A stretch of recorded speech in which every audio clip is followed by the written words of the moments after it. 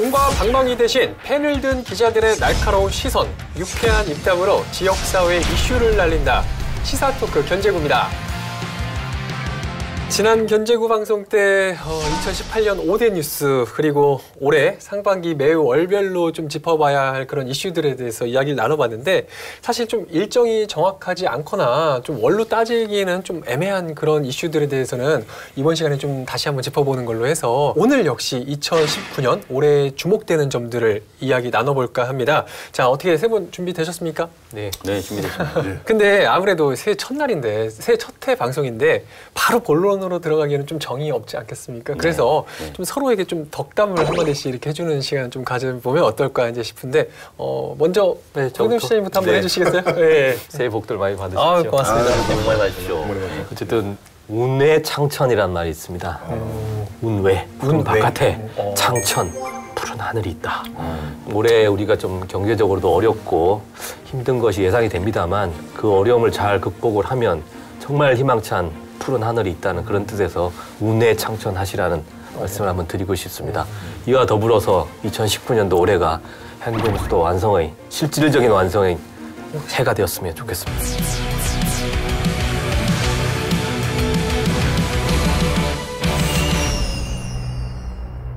자, 그럼 다음으로 좀 어떻게 나이 순으로 가는 걸로 할까요? 이태 기자는 스타성이 있어가지고 최후에 하는 걸로 마무리 짓는 거예요. 그런가요? 작년에 전혀 그렇지 않습니다. 약속도 최후에 또 오시고 그래요? 항상 약속도 마지막에 오시고 그럼 알았습니다. 예. 독담을 하니까 왜? 독담이 아니에요. 독담이잖아요. 이게 독담이에요? 그럼 스타. 빨리 해보세요. 해보시죠.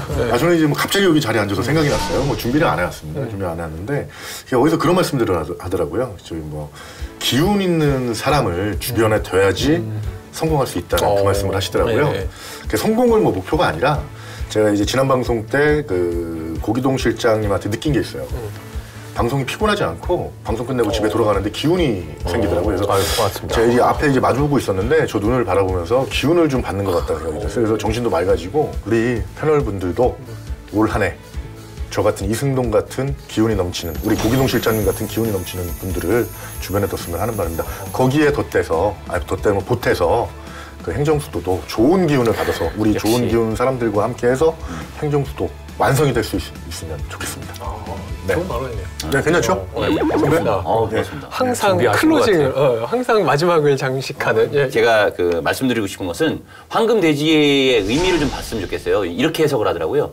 그러니까 일확천금을 얻는다는 의미에서의 황금돼지가 아니라 서서히 저축을 해서 부자가 되어간다는 의미의 황금돼지의 해라는 해석을 하신 분이 있어요. 그래서 여기 계신 모든 분들도 우리 시청자 여러분들께서도 올 한 해 뭐 좀 돈을 많이 벌어봐야겠다, 뭐 아파트 투자를 해봐야겠다, 뭐 여러 가지 있겠지만 정직하게 하나씩 자신의 자산을 읽어가는 2019년이 됐으면 좋겠다는 말씀을 전하고 싶습니다.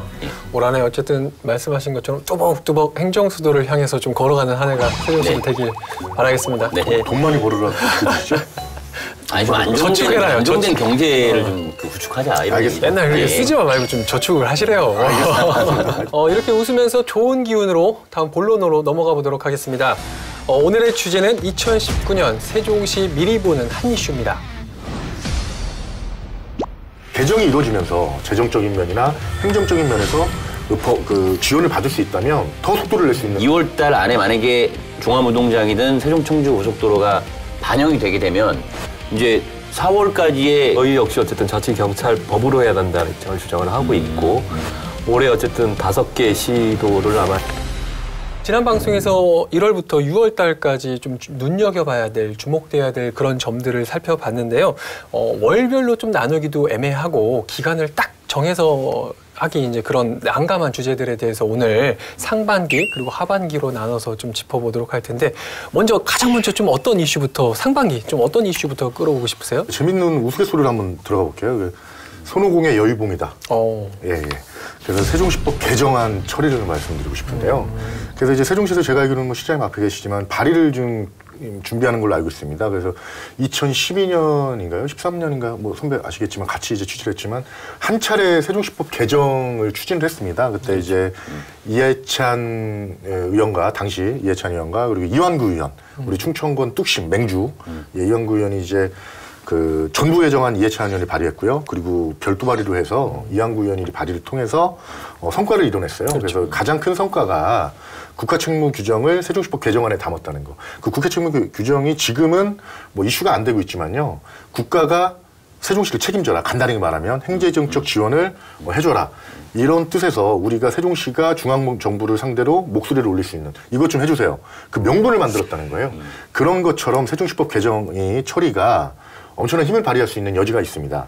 근데 이제 그 당시에 그 재정 특례에 대해서는 좀 빠진 부분들이 있어요. 국가보조금, 차등보조금 이런 것들이 빠진 게 있는데, 근데 개정이 이루어지면서 재정적인 면이나 행정적인 면에서 그 지원을 받을 수 있다면 더 속도를 낼 수 있는 상황이 된단 말이에요. 지금 가장 중요한 게 지금 재정적인 면을 지금 개정을 통해서 중앙정부의 지원을 재정을 더 받아올 수 있는 이런 법의 근거를 담기 위해서 노력하는 걸로 알고 있거든요. 결국에 지금 이승동 기자가 얘기한 거는 지금 굉장히 정확하게 얘기는 했지만 결국에는 재정적으로 이제 세종시가 앞으로 좀 안정적으로 확보할 수 있는 방안을 이야기를 하는 것 같아요. 그래서 뭐 어떤 점이 좀 중요하다고 보시고 지금 세종시에서도 그거에 발맞춰서 좀 발의를 뭐 할 거라고 지금 말씀을 하셨는데 좀 어떻게 지금 진행되고 있는 거죠? 일단 돈이 부족하면 국가 같은 경우는 3가지 방법이 있습니다. 통화 발행권, 화폐를 찍는 거죠. 그렇죠. 우리 대원군께서 당백전을 찍었거든요. 경복궁 찍는다고 돈이 부족하니까 돈을 찍는 방법, 아니면 세금을 올리는 방법이 그렇죠. 있죠. 돈이 부족하면 세율을 올리면 되니까요. 마지막으로 근데 국채, 채권을 발행하는 방법이 있는데 지방정부는 그렇게 뭐 통화권도 없고 국채를 발행할 수도 없고 그런 세율도 또 법률로 해야 되니까 매우 어려운 점이 있거든요. 결국 중앙정부에서 어떻게 하면 재정을 안정적으로 확보하느냐. 그거를 이제 법률로서 명확하게 하는 게 중요한 상황이고 말씀하셨다시피 매우 어려운 그런 상황이 있습니다. 그래서 그 돈을 그럼 어떻게 확보하는 내용을 법률에 담을 것인가. 그거 준비를 지금 하고 있는 상황입니다.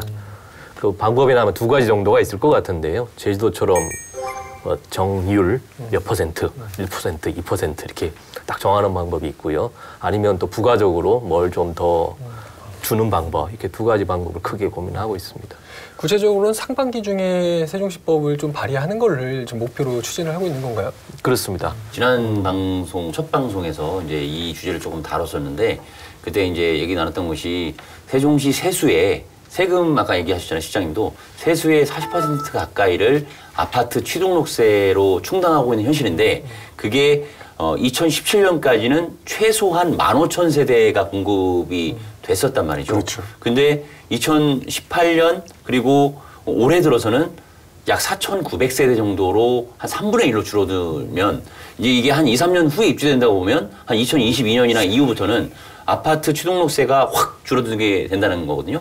그러면 40%가 줄어들게 되면 그만큼의 공백을 뭘로 메꿀 것이냐라고 하는 부분에 대한 미래 준비를 해야 되는 것이고 그렇죠. 그런 것들이 세종시법 개정안에 담겨야 되는 것이고 세종시법 개정안에는 이미 그런 부분들이 많이 담겨 있는데 제대로 이행이 안 되는 부분도 있어요. 잠깐 자료를 보고 말씀드리면 제13조의 특별지원이라는 조항이 있고 제14조의 재정특례, 15조의 조직특례, 제28조의 국가균형발전특별회계 개정 설치 특례 이런 그 특례 조항들이 많은데 이런 것들이 약간 사문화된 느낌으로 가고 있는데 이런 것을 좀 더 실질적으로 만들어야 되는 것이 세종시법 개정안의 핵심 내용으로 가야 된다라는. 그리고 주목해야 될 게 세종시가 사업을 줄이고 있어요.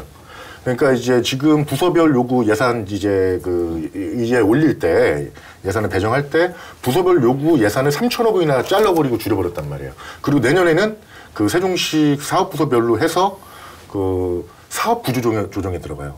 그러니까 사업을 축소하거나 취소하거나 그리고 지금 내부 불만이 되게 많아지고 있어요. 사업부서 같은 경우는 아예 그 예산을 자르려면 다 자르버리지 축소를 하면 사업을 어떻게 하느냐. 지금 세종시가 이런 쪽으로 가고 있기 때문에 요거를 다 모아서 피해는 결국 시민들에게 돌아가는 거예요. 사업을 인프라 건설이나 문화 복지 할 수가 없기 때문에요. 피해자가 저도. 그러니까요. 공공자전거, 공공전기자전거 도입하기로 했다가 철회됐어요. 예산이 잘려가지고. 이런 것들인데 세종시법 개정이 이뤄지면 3천억 원을 뭐 구체적인 얘기는 뭐 다 말씀 못 드리겠지만 3천억 원 이상을 중앙정부에서 받아올 수 있다는 거. 그 사실 간단하게 말씀드리면 3, 4천억 원.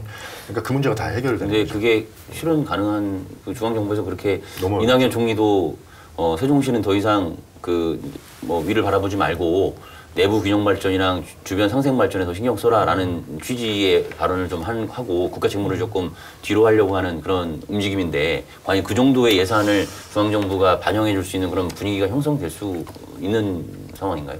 솔직히 말해서 쉽지 않죠. 예. 매우 어렵다 보니까 그 노력을 해야 되는 거고요. 예. 구체적으로 3천억 얘기를 하셨는데 현실적으로 3천억 그 숫자는 매우 어려운 숫자고요. 예. 최대가 그럼에도 불구하고 세종시가 안정적으로 운영될 수 있도록 시민 불편이 없을 수 있도록 하는 버퍼 이 보완 장치는 그렇죠. 법률적으로는 완비를 해야 되겠다 그런 말씀을 드립니다. 우리 시청자분들 조금 이해를 돕기 위해서 아까 뭐 세종시법, 행복도시법 여러 가지 말씀들이 있는데 그걸 조금 다시 한번 정리를 해드리면 행복도시법은 국가가 할 일을 쭉 정해놨습니다. 여기를 건설하기 위해 필요한 국가가 할 일, 국가의 특례, 국가의 의무를 담고 있는 법이고요.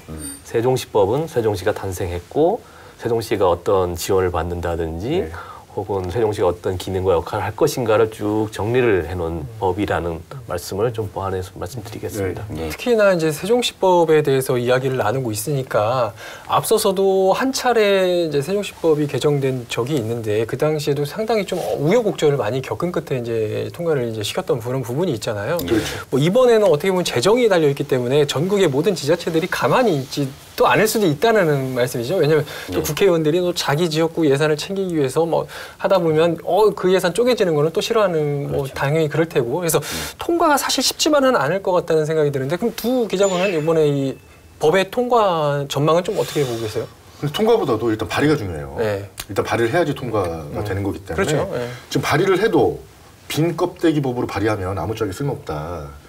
그래서 이제 아까 말씀하신 어떤 재정 특례 같은 것들을 충분히 담아서 아니면 뭐 고도의 자치권이라도 지금 뭐 담는 거 뭐 정부에서 해줄 수 있는 건 해줘요. 지금 될 것도 여러 가지들이 있습니다. 지금 재정 얘기가 자 부각이 돼서 말씀을 드리는 거지만 그 안에 이제 뭐 시민주권 특별자치 관련된 법도 있고 자치부권 특별회계를 좀 보완 수정할 수 있는 법도 담을 수 있고 이런데 지금 이제 그런 법들은 충분히 담아서 정부가 발의할 거라는 거는 합의가 된 상태로 알고 있습니다.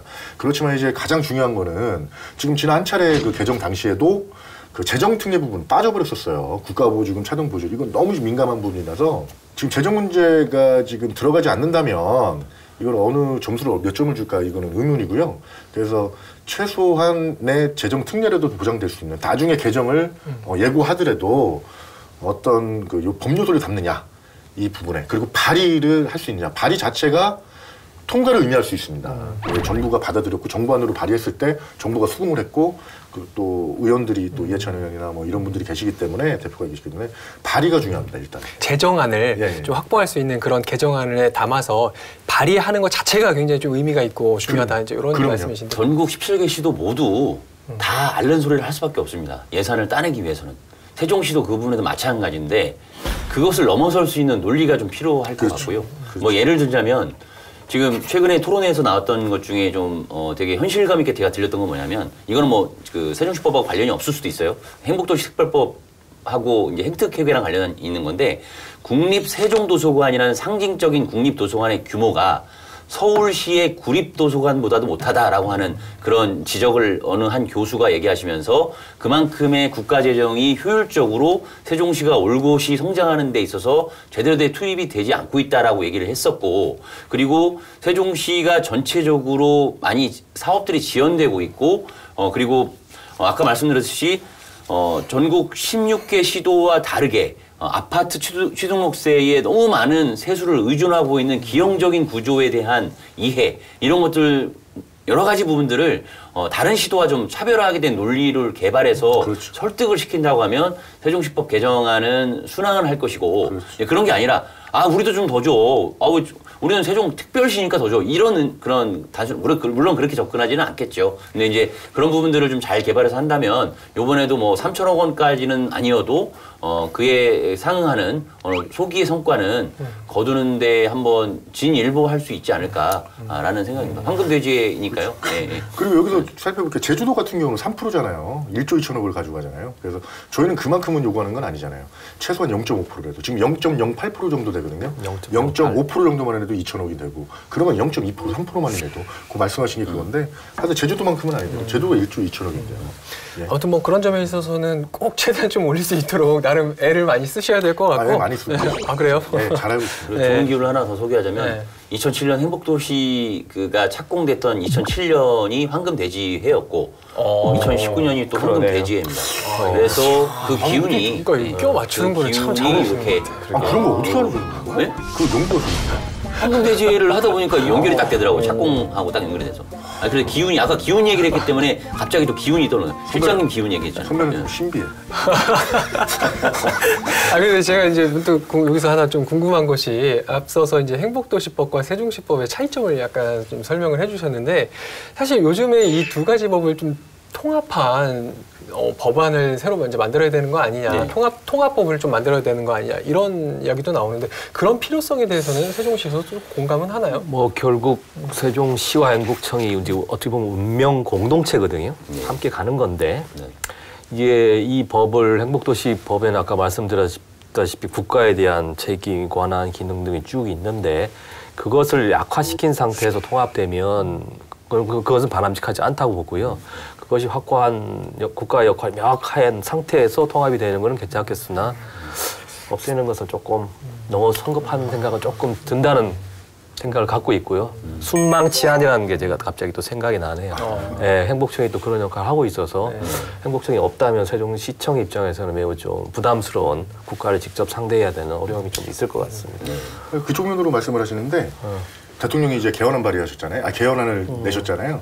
그래서 지금 이제 뭐 솔직히 이제 뭐 요원한 상태인데 수도 법률 위임 조항에 따라서 이제 개헌을 전제로 한 거죠. 수도 법률에 따라서 그 행복도시특별법하고 세종시법하고 통합을 하게 되면 통합을 해서 신행정수도법을 만들자. 그래서 신행정수도법에 행정수도를 명문화하자. 이런 그 이론이 성립이 되거든요. 근데 지금 개헌이 지금 얘기가 아예 뭐 나오지 않고 있기 때문에 지금 이게 통합만 돼서 행정수도 명문화를 할 수 있는 길이 열릴 수도 있는데 지금 이런 얘기가 안 나오고 있다는 게 좀 아쉽죠. 결국 뭐 실장님 말씀하신 것도 세종시가 갖고 있는 그 위상을 국가가 책임져주는 그 구조, 그다음에 이승우 기자가 얘기한 것도 신행정수도특별법도 어찌 보면 위상을 강화하는 거거든요. 진짜 명실상부한 행정수도로 가자라는 것이고 이제 행복도시 건설특별법은 행정중심 복합도시 건설특별법이거든요. 그러니까 행정수도의 아래에 있는 개념이기 때문에 오히려 그 개념으로 나아간다고 하면은 통합으로 가는 부분은 좋겠지만 지금 그런 분위기가 전혀 없는 상황에서 갑자기 그 법을 통합한다면 오히려 17개 시도 중에 하나의 지자체로 오히려 이제 전락할 수도 있는 그런 우려가 좀 있다고 생각합니다. 근데 이제 행정수도가 되려면 이 법을 할 수밖에 없어요. 개헌으로 전제를 해서요.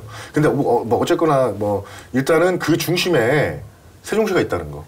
그리고 세종시가 그만큼 출범 6년 만에 그만큼의 노하우를 갖췄다는 거. 그런 의미에서 뭐 두 분의 기자분께서 국회에 던지고 싶은 견제구 한 방씩 날려두도록 하겠습니다. 먼저 이승동 기자부터 한마디 해주시죠. 이건 견제구라고 할 수 있을까요? 이거는 제가 봤을 때는 견제구라기보다도 응원가? 뭐 이런 걸로 좀 표현하고 싶은데요. 손오공의 여의봉, 민선 3기 이충희 시정부가 거머쥐어라. 무슨 의미인지는 사실 잘 모르겠는데. 그 금나라 뚝딱 이거 거머줘라. 세종시가. 그럼 도깨비방망이로 가셔야죠. 여의봉이 자꾸만. 자, 이태기 기자. 국회 세종의사당 설치가 이제 공론화되는 과정에서 올해 국정감사도 세종청사에서 4일밖에 하지 않았습니다. 자, 그래서 그런 의미에서 이렇게 던지고 있습니다. 제대로 된 국정감사 이제는 세종에서 합시다.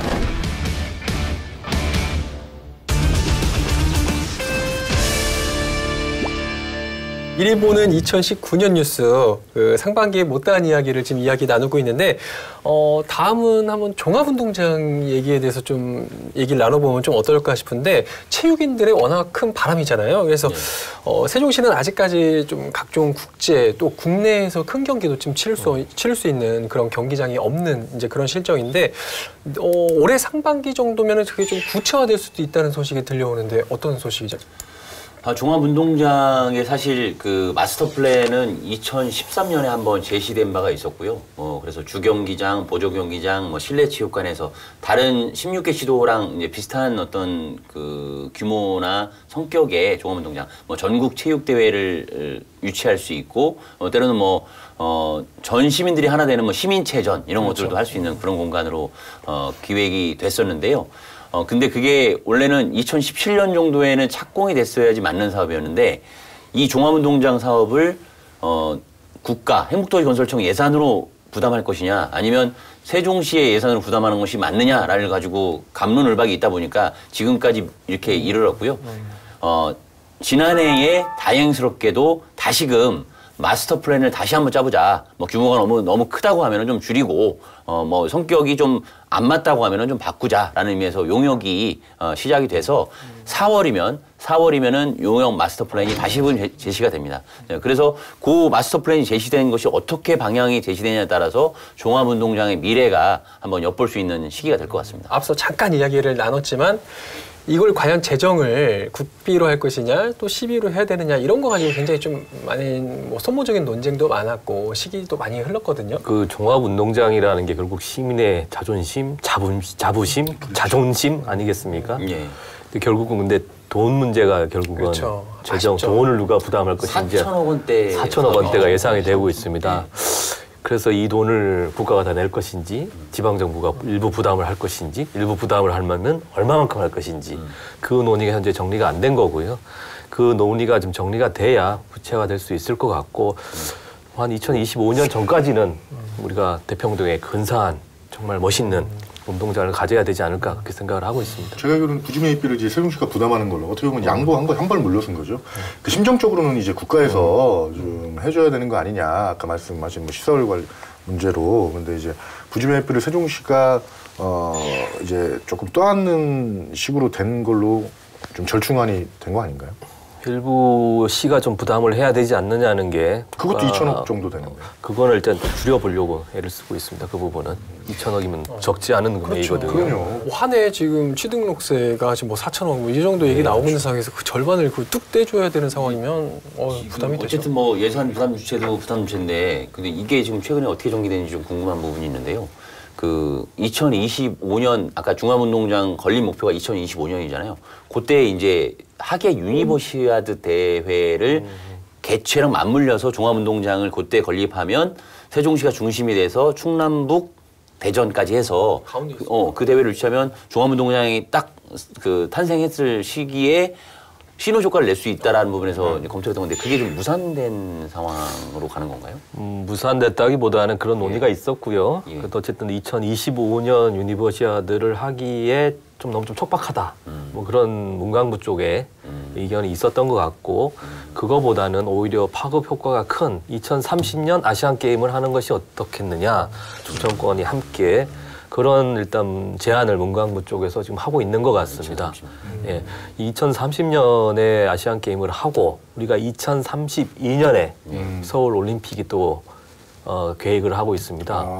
그래서 그런 전체적인 맥락 차원에서 아마 그래도 상당히 고무적인 게 이 종합운동장 건립 놓고 보면 상당히 고무적인 게 지금 이제 예타 면제 사업을 지금 신청했잖아요. 그렇죠. 시가 의지를 드러내고 있고, 근데 이제 거기에 KTX 세종역 설치 관련한 것들은 이제 좀 예타 면제 대상에서 제외한 다음에 정보법을 택했잖아요. 예. 그렇게 봤을 때 좀 시 의지가 상당 부분 되게 시급성을 인지하고 추진하고 있는 것들이잖아요. 그리고 거기서 그 과정에서 그 5천억 원 정도 규모로 예상을 하고 있었다가 용역을 이제 올리려고 했다가 상업시설을 빼고 4천억 원 규모로 해서 올린다는 얘기를 들었거든요. 시가 지금 예타 면제 사업으로 두 가지를 처음에 신청을 했습니다. 첫 번째로 그 KTX 세종역 1,300억 정도 예상을 했던 걸 첫 번째로 올렸고요.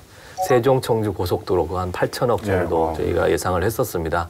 근데 전국적으로 이게 균형발전위원회에서 받아보니 도로 철도가 너무 전국에서 너무 많이 들어왔다. 예. 이렇게 하면 안 되겠다. 좀 추가적으로 다른 의견 한번 달라는 요청이 있었어요. 그래서 시민들과 직접 관련 있는 사업들을 좀 내주세요 해서 요청이 있어서 그러면 종합운동장 건을 저희가 예타 면제 사업으로 신청을 하게 된 거고요.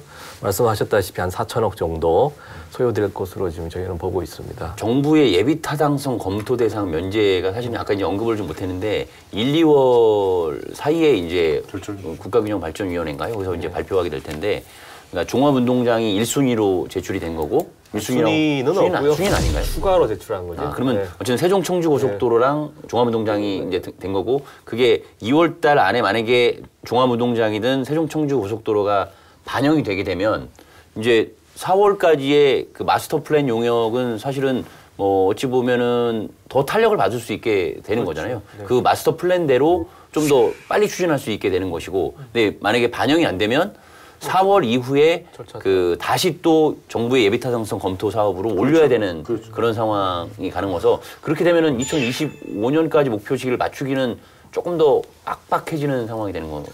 그래서 올해가 우리가 2019년이니까요. 예. 2025년이면 이제 6년 남은 거니까 일단 여유 시간은 조금 있을 수 있다. 그런 말씀을 드리고요. 뭐 한 3년 정도면 건물은 지을 수 있을 거로 저는 보고 있는데요. 일단은 뭐 최선을 다해봐야죠. 이 점은 좀 하나 짚고 넘어가야 될 것 같은데, 아까 전부터 이제 계속 예비 타당성 조사라는 이야기가 나오면서 과연 예타 뭐 면제 대상에 포함시켰다 이런 얘기가 나오고 있거든요. 근데 일반 아마 시청자분들이나 시민들은 뭐 좀 생소한 단어일 수도 있어요. 그래서 이 부분에 대한 거는 좀 언급을 해줘야 될 것 같은데, 예타 면제 사업에 포함이 된다면 뭐가 좋은 거죠? 아까도 말씀드렸듯이 지금 현재 4월까지 마스터 플랜 어떻게 지을 것인가에 대한 용역을 지금 진행 중이라고 했잖아요. 근데 원래 이제 예타 면제 사업에 없다고 하면, 변수가 없다고 하면 마스터 플랜이 나온 것을 가지고 정부에 저희가 이런 예산으로 이렇게 짓겠습니다. 예비 타당성 검토 대상에 올려주십시오라고 이제 그 절차를 밟아야 되는 것인데, 만약에 1, 2월 사이에 정부가 세종시에 제출한 종합운동장 건립 사업의 예타를 면제하겠습니다라고 확정하는 순간 이제 사업이 가속도를 붙게 되는 것이죠. 타당성 검토를 안 한다는 거예요. 니네 필요한 사업이니까 인정해 주겠어라고 하는 그런 의미인 거거든요. 그러니까 가장 민감한 절차 있잖아요. 그게 없어져 버리는 거예요. 가장 민감한 절차가. 어쨌든 이제 제일 중요한 거는 시간이 굉장히 이제 단축될 수 있겠다, 이제 이런 거 같은데, 사실 이 종합운동장 관련해서는 과연 어떤 방식으로 어떤 용도로 이제 지을 것이냐 이런 거에 대한 뭐 시민들도 갑론을박이 많이 펼쳐졌던 것 같아요. 이 과정에서 결국엔 또 시민들의 그 뭐 체육인들의 또 일반 시민들의 그 의견을 굉장히 많이 들어봐야 되지 않을까 싶거든요. 앞으로 좀 어떤 계획 가지고 계신 건가요? 아까 뭐 모두 말씀드렸다시피 체육운동장이라는 게 자부심, 자긍심, 자존심 아니겠습니까? 어쨌든 체육인들 혹은 시민들 충분히 그 활용할 수 있도록 해야 되겠습니다만, 한편으로는 또 돈의 문제가 있다 보니까 규모를 어떻게 할지, 어떤 시설을 주경기장, 보조경기장, 실내 체육관까지 한꺼번에 지을 것인지 순차적으로 지을 것인지, 이거는 조금 논의하는 구조를 많이 좀 가져가야 될 것 같습니다. 동시에 100%를 한꺼번에 갖기는 현실적으로 조금 어려운 면이 있다고 보고요. 어쨌든 그 과정에서 많은 언론인들도 계시지만 논의 구조와 혹은 찬성, 반대 여러 가지 아마 의견들이 잘 융합을 해서 최저간을 만들어내는 게 아마 시의 역할이지 않을까 그렇게 생각하고 있습니다. 좀 빠른 시간 내에 이제 그런 안들이 좀 가시화되기를 좀 희망을 하면서, 지난 방송에 이어서 이제 2019년 상반기에 주목해야 될 점들을 종합적으로 이제 좀 짚어보고 있는데, 뭐 상반기에 주목해야 될 것들 뭐 또 있습니까? 지난 시간에 워낙에 이제 월별로 짚어봐서 거의 다 마무리되지 않았을까 싶은데 더 있으신가요, 혹시 세 분? 없으시면 자, 이대로 이제 하반기로 넘어가 보도록 하겠습니다. 다소 좀 먼 얘기인 것 같긴 하지만 그래도 또 워낙에 굵직한 사업들이 좀 하반기에 몇 가지가 좀 있어요. 지금 분명히 짚고 넘어가야 될 것이 있는데, 이 중에 저는 제일 주목되는 점이 바로 KTX 세종역 신설 어느 정도 좀 가시화되지 않겠느냐, 이런 기대감도 좀 가지고 있는 것이 사실이거든요. 올해 이제 1월이나 아마 3월 전에 아마 세종시에서 발주하는 연구용역인데, 1억 5천만 원. 예, 그렇죠. 그 1억 5천만 원이 지난해에 반영이 됐고, 그래서 아마 발주가 될 것 같은데 좀 어떻게 진행이 될까요? 세종역 KTX역이 그 B씨가 어쨌든 0.5 정도로 해서 굉장히 경제적 타당성이 없는 것으로 몇 년 전에 나왔죠. 예. 이번엔 다시 한번 사전 타당성을 다시 한번 점검해보자는 용역을 발주를 하게 됩니다. 이유가 뭐냐 하면 그 사이에 인구가 많이 늘었고, 그 세종하고 인접해 있는 대전권, 그쪽에서도 변화가 있고 그다음에 행안부, 미래부 같은 여러 가지 또 부처들이 오면서 굉장히 수요가 많이 늘었거든요. 세종의사당도 그렇습니다. 국회 부는 세종의사당도 마찬가지고요. 그래서 그 수요를 충분히 반영을 해서 다시 한번 타당성을 한번 재점검을 하자는 거고요. 저희 입장에서는 충분히 타당성이 있을 것으로 현재는 보고 있습니다. 2017년 5월이었나요? 그 타당성 검토에서 0.58 비용 편익비가 0.58 나왔던 그 시기에 인구 산정 기준, 추계 기준이 2010년 인구로 제가 기억하거든요. 그래서 2010년이 정확하게 기억은 안 나는데 2016년 말이라든지 그런 인구가 반영된 것이 아니고 그 당시에 정확한 주변 상황들을 반영한 것이 아니기 때문에 지금은 그런 상황들을 정확하게 반영을 해서 가면은 어느 정도 그 0.58보다는 그 기준치인 1에 좀 상당 부분 접근할 수도 있지 않을까 그런. 그러니까 이춘희 시장님도 가끔씩 이제 브리핑에서 말씀을 하셨지만 지금 실장님도 충분히 이제 나올 것 같다 이렇게 좀 자식이 말씀을 하고 계신데 그럼 두 분도 이제 그렇게 생각을 하시는 거네요? 저도 그렇게 생각을 합니다. 그리고 그 일단은 전국 17개 시도에서 KTX 역이 없는 유일한 또 지자체고 그리고 업무 비효율이라는 부분에 있어서도 정부 부처 공무원들의 많은 그 바램과 수건 사업이고 그리고 한때 우려했던 KTX 세종역이 가깝게 설치될 경우에 오히려 수도권으로 역 유치될 수 있다라고 하는 부분은 이제는 걱정하지 않아도 될 단계가 아닌가. 충분히 검증이 됐고 많은 분들이 정착을 했고 굳이 유턴까지 할 수 있는 그런 조건은 아니라고 생각합니다. 요 내용도 있는데 저는 일단 통상 정부가 이제 지역 갈등 사업을 꺼리고 있잖아요. 그렇죠. 그러니까 추진이 좀 더뎌지고 있는 이유도 충북도만 갈등 사업 때문에 그 이유 때문에 그런데 저는 그 문제를 또 여기에 연결해서 지어서 지금 충청권 행정협의회도 KTX 세종역 때문에 열리지 못하고 있어요. 지난번에 이제 열렸지만 그 안건에 담지는 않았잖아요. 싱싱 상태에서 열렸지만. 그래서 이게 KTX 세종역이라는 게 어떤 역 그런 문제도 있고 뭐 중앙정부 뭐 불편 해소도 있겠지만 이게 충청권 4개 시도가 참 그 시도 단체장들이 민망한 그 만나기가 싫은 요소가 돼버리고 있어요. 얼굴 보고 그 얘기할까 봐. 그리고 누구 편을 들어줄까. 그래서 이것 좀 빨리 좀 해결됐으면 하는 바람입니다. 어떤 방식으로. 이제 설치가 되는 걸로 해결됐으면 좋은데 얘기가 잘 돼서 지역 갈등 사업이 아니라 지역 상생 사업으로 좀 발전했으면 하는 바람입니다. 워낙에 이제 충청권에 민감한 이슈다 보니까 뭐 지난해에도 워낙에 이게 이슈가 됐지만 올해 역시 좀 더 지켜봐야 되지 않을까 이제 그런 생각이 들고 지금 기왕에 세종역 이야기를 나눴으니까 좀 세종시의 좀 교통과 관련된 이야기를 그냥 먼저 한번 짚고 넘어가 보도록 할게요. 올해 하반기에 있을 그 교통 관련 이슈가 굉장히 주목되는 것 중에 하나가 자율주행 버스가 세종시에서 시범적으로 운영될 예정이라고 하는데 네. 어떤 내용이죠? 그 전년도에 이제 10대 뉴스에도 이제 포함이 됐었는데 네. 올해 한 8, 9월 정도가 되면 그 미니버스 5대, 중형버스 한 3대 정도, 총 8대 정도가 세종시 내부에서 실증 주행을 하게 됩니다. 실증 주행이라는 것은 실제로 달린다는 거거든요. 네. 그 주민들이 이용할 수 있게 한다는 거거든요. 그렇죠? 두 가지 방향으로 제가 지금 4가지로 됐는데 두 가지 방향으로 이렇게 적용을 할 것으로 지금 알고 있는데 어떻게 되냐면 지금 정부세종청사 그러니까 오송역 그렇죠. KTX에서 정부세종청사까지 BRT를 타고 딱 내리면 그렇죠. 저 안쪽에 있는 국무조정실까지 찾아가는데 너무 어려워요. 그렇죠. 그래서 택시를 타야 돼요. 이런 일화가 있어요. 고위 공무원이 내려왔다가 도대체 어떻게 뭘 타고 가야 되냐. 택시 잡기도 힘들고 버스도 없고 그래서 LH 공무원을 불러서 혼냈다라고 하는 최근의 일화 제가 들은 게 있습니다. 그 정도로 사실 온 사람들을 찾아가기 힘들거든요. 그래서 그 BRT 정류장에서 정부 세종청사 구석구석을 자율주행하는 그 버스를 도입하는 것을 하나로 검토하고 있고요. 또 하나는 그 세종시의 그 버스 노선 개편안에도 이제 많이 반영되고 개선되고 있지만 저쪽 공운동이라든지 아름동이나 중촌동이라든지 BRT 라인에서 먼 생활권 내 주민들의 편익 개선을 위해서 자율주행 버스를 BRT 라인으로 연결하는 그 두 가지 방향, 약간 마을속 버스 개념으로 그렇게 좀 되고 있어서 그게 도입되면 일단은 또 뭐 아이들이 많은 도시에서 되게 신기한 광경도 펼쳐질 뿐더러 또 어떤 교통 부분에 있어서도 뭐 처음에는 아마 무료 운행이 되지 않을까요, 실장님? 예.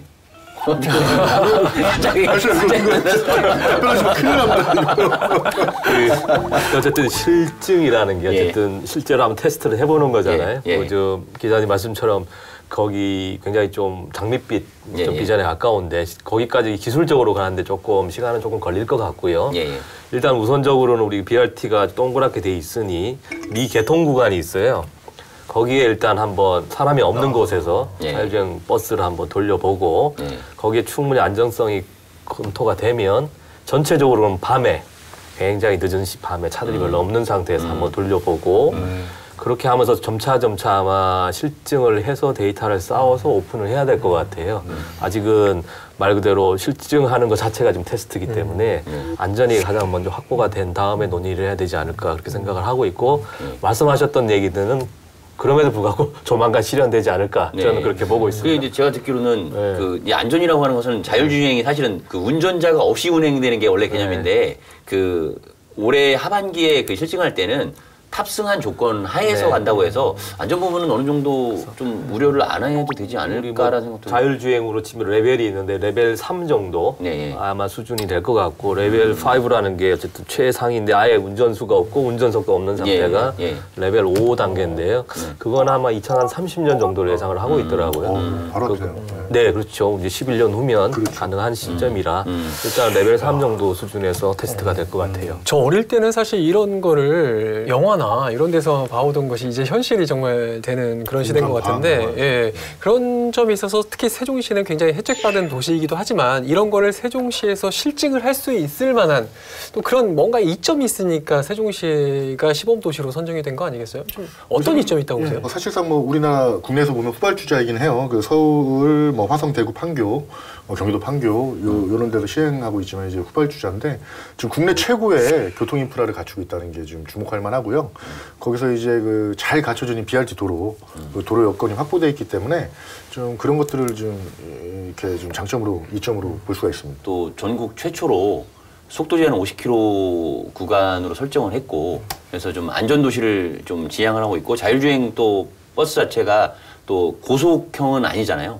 안전하게 그 실증하는 것이기 때문에 뭐 그런 부분에서 이제 좋은 여건을 갖추고 있고 아직도 그 차량 대수가 그렇게 또 많지 않고 지정체가 심하지 않는 조건 뭐 이런 부분들이 복합적으로 고려되지 않았을까 그렇게 생각됩니다. 그 세종시가 또 대중교통 도시잖아요. 그렇죠. 예. 그 컨셉에도 맞고. 예. 그러니까 자율주행차 이야기가 나왔으니까 말인데 사실 자율주행차는 아니지만 내년 올해 굉장히 이제 좀 대용량 BRT 버스도 새로 이제 도입되는 걸로 하반기에 도입되는 걸로 알고 있거든요. 몇 대나 이제 도입이 언제 되는 거예요?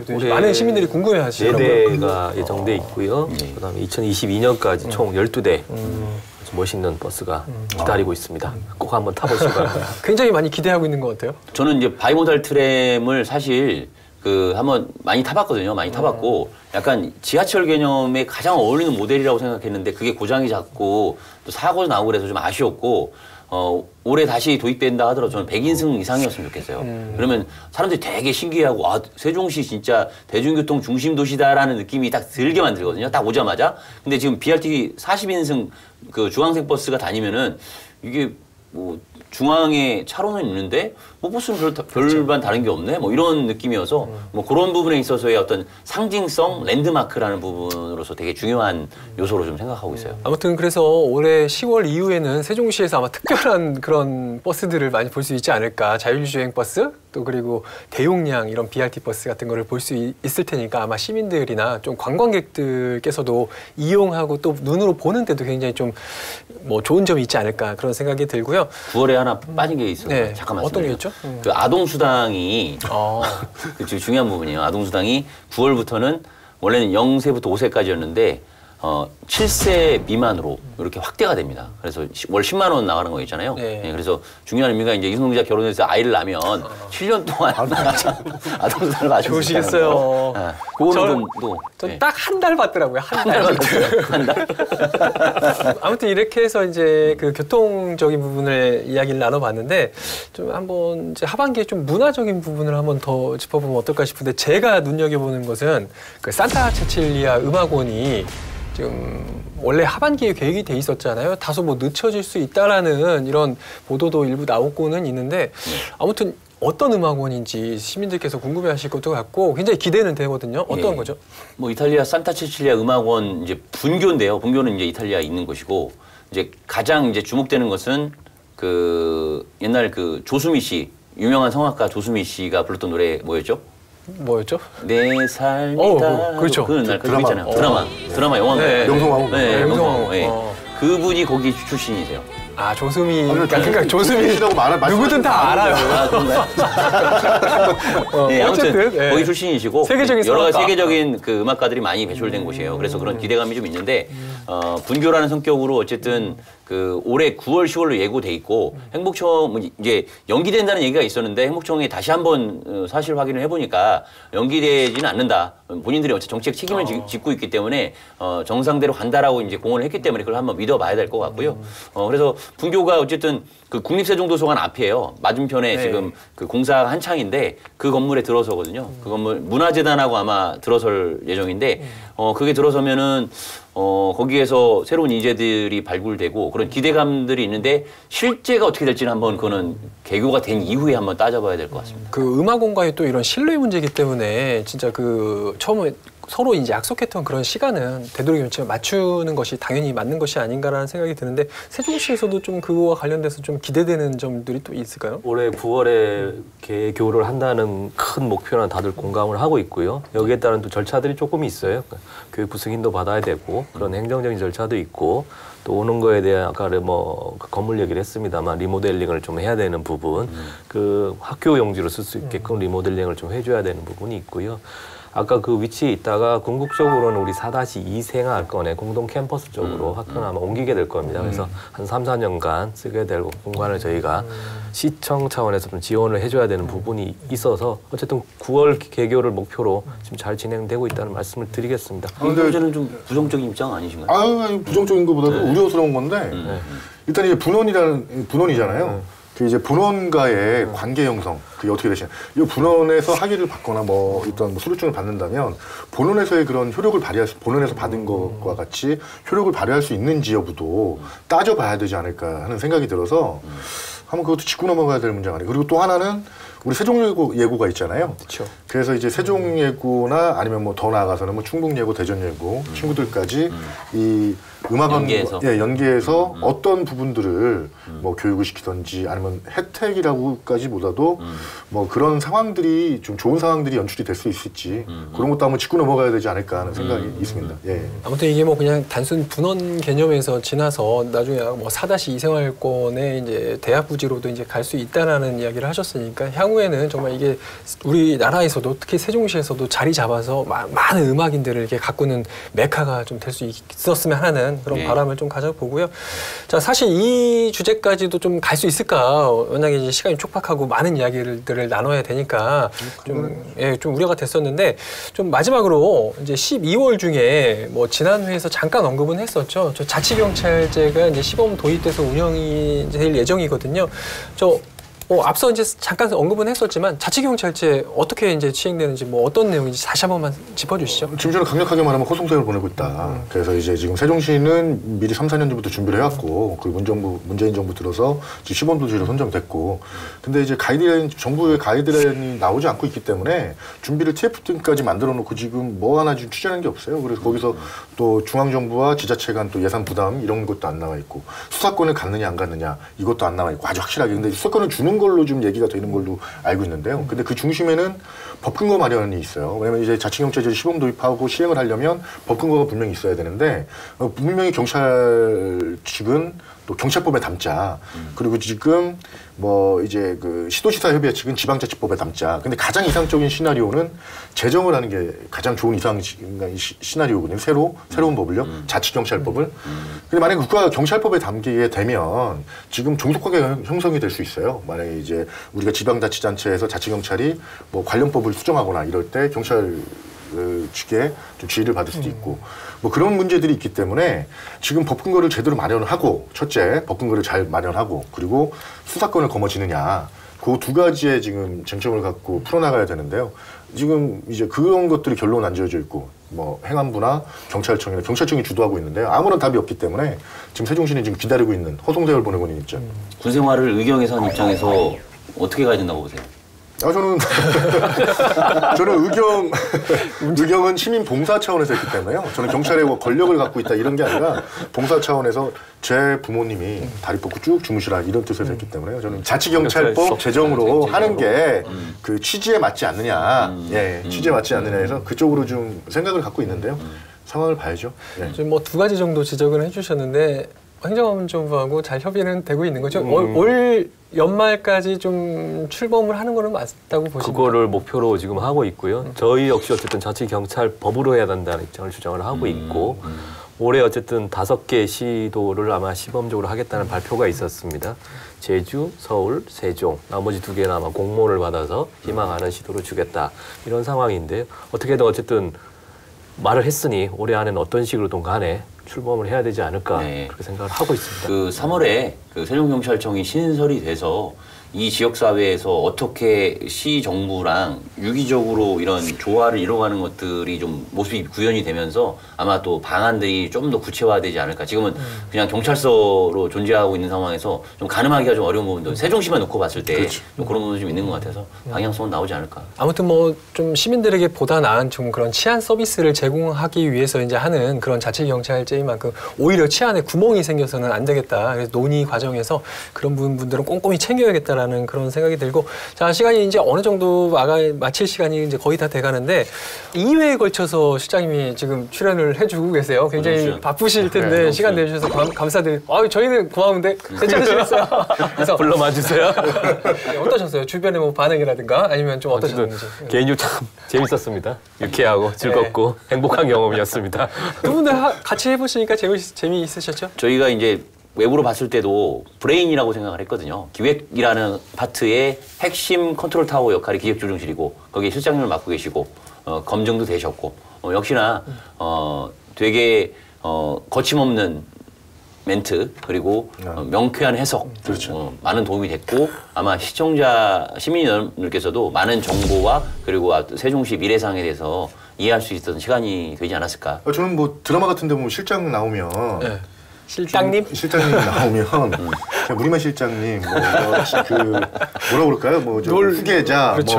뭐 좋은 차 끌고 다니는 이런 그게 맞는데 정말 진정한 실장님을 뵌 것 같아서 만난 것 같아서 현실 만난 것 같아서 예전에도 느꼈는데 정말 유쾌한 분이시고 이번에 정말 세종시를 더 믿을 수 있게 신뢰가 가게 만드신 것 같아서 전 실장님한테 하여튼 좋은 기억을 품고 다시 뵐 것 같습니다. 실장님 감사합니다. 잘린 건가요?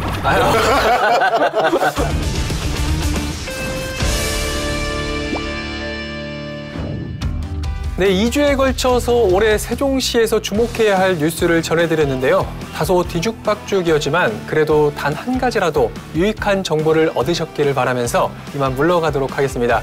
새해 복 많이 받으시기 바랍니다. 고맙습니다.